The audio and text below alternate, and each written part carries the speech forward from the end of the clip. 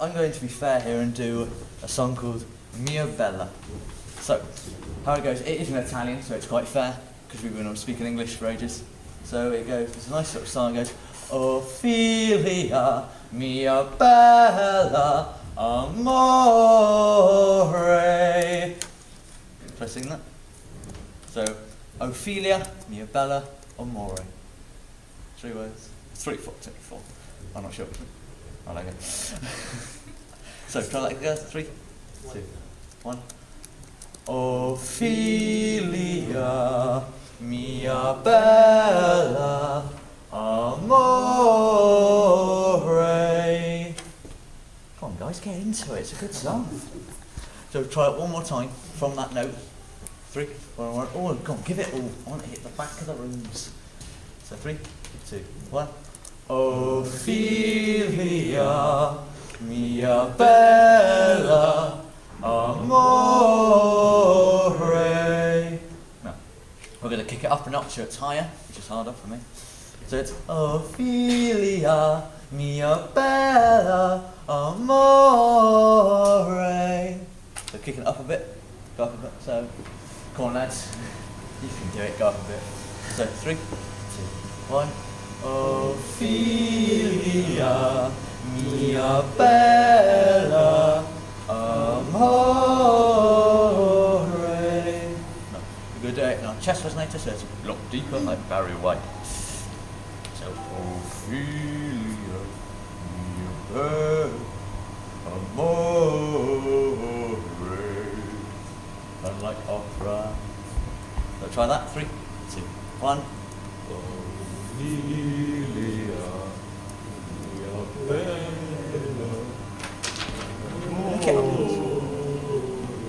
Right, I'll leave it there. So, articulators. Articulators are the tongue, the teeth, and the lips. They are there for diction and clarity. And you see, especially with tongue twisters, they're very handy with tongue twisters. We have to warm these articulators because we use them for things like diction, and therefore audience can actually understand us. First thing we're going to do, just going to massage the face. That's where all of our articulators are. Just going to massage the face. Make sure you don't hurt yourself. Going around the face and upwards and careful around your temples, the sensitive place, and forehead, around your face.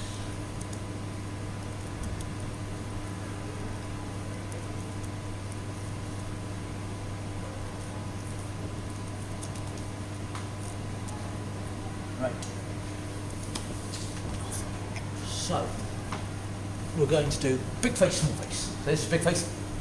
This is small face. So big face, small face. Big face, big body. Small face, small body. Small body, big face. What? Small body, big face. Big Big body, small face. Good. Right. So, next thing we're going to do is tongue twisters. This is not about pace, this is about getting the words right. Now, the tongue twister I'm going to use is many men. Many men.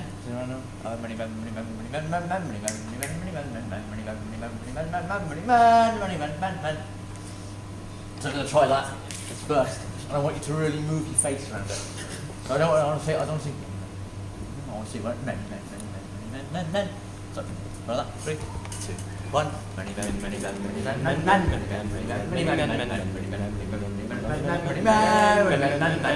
The second part is tricky because it's many women. Many women.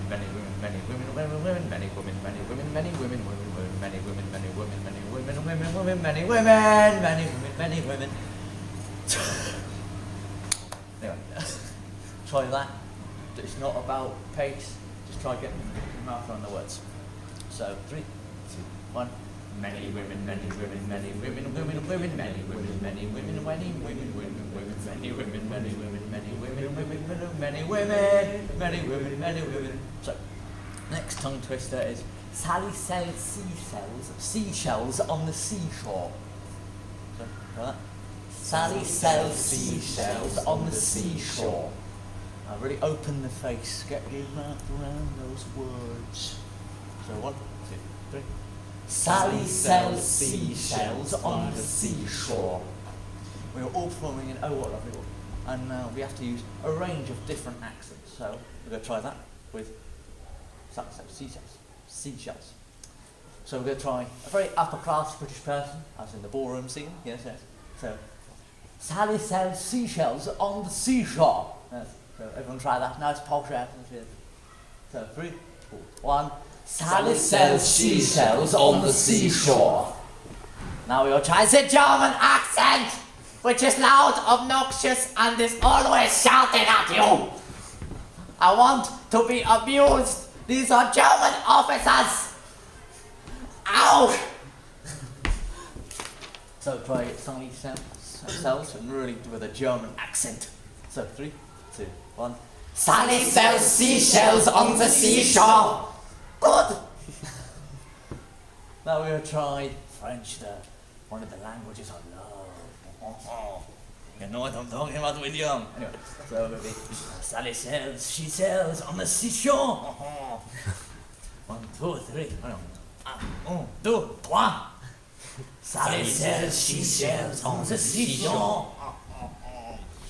Messieurs et mademoiselles, you're doing good. So, one of the other accents is Russian, which I know you find quite difficult. So we're going to try the Russian. Sally sells seashells on the seashore. Yes, it's all around the mouth, it's all in the tongue. And it's nice and relaxed, you don't have to move lips much, even when you're doing sh sounds. So, Sally sells seashells on the seashore. 3, 2, 1. Sally sells seashells on the seashore. Very good, comrades, very good. Right, and that was all from me.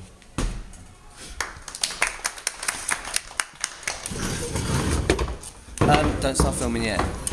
Let's just get a bit of feedback. What went well about his vocal warm-up? What do you think was a good thing about it? Moll?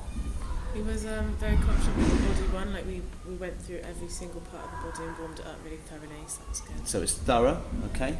What else? Yeah. Well, clear direction, everything we were doing, everything I felt was explained well. There wasn't a point where it was like, what did we do? Like, how did we do it? okay. Yeah, so Joel also it's easy to follow, like you all know what to do. Yeah, good. Even better if, what sorts of things, were you doing things you weren't sure why? That's important. I think you need to know why you're doing things, or were there any of the exercises that you didn't understand or get why you were doing them, or would you like to have had more time on certain exercises? Joe? I don't know, maybe just a bit more time into some, maybe a bit slower, maybe repeat until we get used to it. So when we did the Sally sells shoots on the seashore, the accents, do that maybe 2 or 3 times just so you can get used to it. And a bit more practice to get that right, yeah? Okay, I think that's a fair comment. Anything else? Hamish?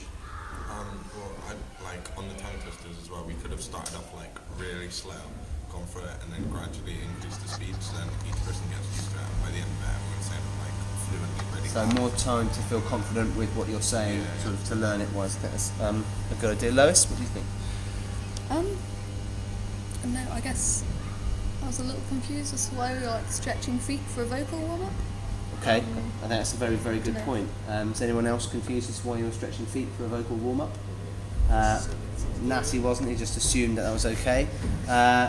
Why, Eleonora, do you think during a vocal warm-up you had to stretch your feet? I don't know, to feel more comfortable with the body. To feel more comfortable in the body, perhaps? I think that's perhaps something that we need to just do a little bit of a Q&A for with Robson now, because I think there are certain things that he could have made clearer to us. Robson, you started up with a game of walk tag. Why? Vocal warm-up. To get the energy up so everyone was ready for the warm-up, and then you got high energy and you can use that energy for warming up. Okay, and then you moved on and you started looking at the body, and you talked about a little bit about relieving tension in the neck and the shoulders. Why is that important? Because if you're all tense around your body, it can affect your actual vocal cords. Okay. And then you can't project as well, and you can't. Well, that comes from your diaphragm mostly. But then you can't speak as well, and you're all back here, and then people won't understand you. They actually won't listen to you. Okay. Especially for a speech. Okay. So let's go to Lois's question. Why were we stretching our feet? I find that you have to be kind of grounded, I think, and if you've got really tense feet, you can't really be grounded as much as you can, and then you can't project as well, I think.